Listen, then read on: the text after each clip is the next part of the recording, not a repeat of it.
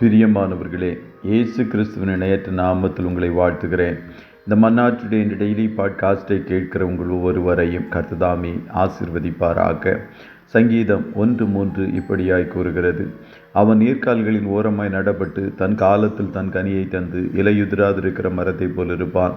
அவன் செய்வதெல்லாம் வாய்க்கும் என்பதாக.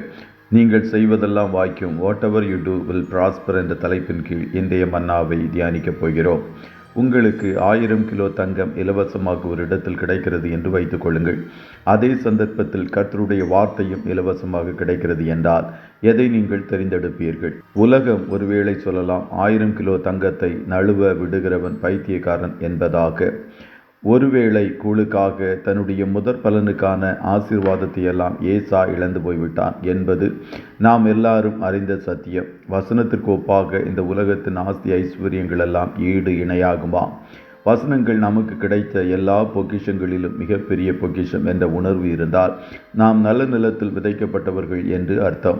காரணம், முள்ளுள்ள இடங்களில் விதைக்கப்பட்டவன் வசனத்தை கேட்கிறவனாயிருந்தும் உலக கவலையும் ஐஸ்வர்யத்தின் மயக்கமும் வசனத்தை நெருக்கி போடுகிறதுனால் அவனும் பலனற்று போவான். முள்ளுள்ள இடங்களில் விதைக்கப்பட்டவன் ஐஸ்வர்யத்தின் மயக்கத்தினால் இருப்பவன். அவனை பொறுத்தவரை வசனத்தை காட்டிலும் 1000 கிலோ தங்கம்தான் முக்கியம். ஆனால் ஆண்டவரோ, நானே மெய்யான திராட்சை செடி, நீங்கள் என்னில் நிலைத்திருங்கள் என்று கூறுகிறார். அவரில் நிலைத்திருப்பது என்பது அவருடைய வசனத்தில் நிலைத்திருப்பது என்பதாய் காணப்படுகிறது. ஒரு ஊழியக்காரர் சொன்னார், நாம் வேதத்தை வாசிக்கும் போது வேதம் நம்மை வாசிக்கிறது என்பதாக. ஆதியிலே வார்த்தை இருந்தது, தேவன் வார்த்தையை மகிமைப்படுத்தி இருக்கிறார். வானமும் பூமியும் ஒளிந்து போனாலும் அவருடைய வார்த்தை ஒளிந்து போகாது.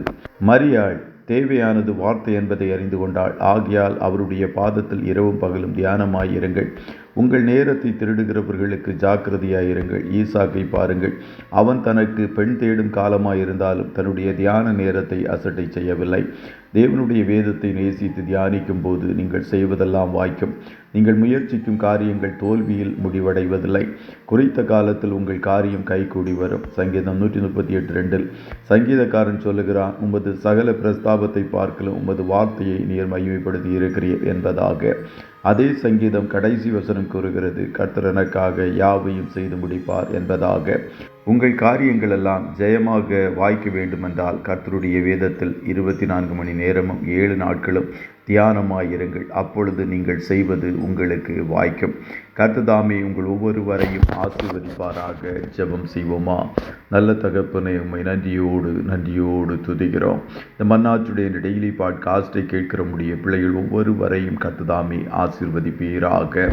அப்பா, உம்முடைய வார்த்தையின் மேல் உம்முடைய பிள்ளைகள் அதிக தாகமாகவும் வாஞ்சியாகவும் காணப்படுவதற்கு கர்த்தர் கிருபை தாரும் என்று சொல்லி ஜெபிக்கிறோம். நம்முடைய வேதத்தை நேசிக்கிறவர்களுக்கு மிகுந்த சமாதானம் உண்டு என்றீரே, அதற்காய் ஸ்தோத்திரம். அதுபோல உம்முடைய வசனத்தை அனுப்பி நீரங்களை சுகப்படுத்துகிற நல்ல தேவன். ஆகையால் இரவும் பகலும் உடைய வார்த்தைகளின் மேல் நாங்கள் தியானமாயிருக்க கர்த்தர் நீர் உதவி செய்யும். அநேகமாயிரம் பொன்வழியை பார்க்கலும் நீர் விளம்பின வேதமே எங்களுக்கு நலமாய் இந்த நாட்களில் மாறுவதாக. சங்கீதக்காரனைப் போல இரவும் பகலும் நாங்களும் உம்முடைய வசனத்தில் தியானமாயிருந்து பாக்கியவான்களாய் மாறுவதற்குரிய கிருபையை பரத்திலிருந்து கர்த்தர்.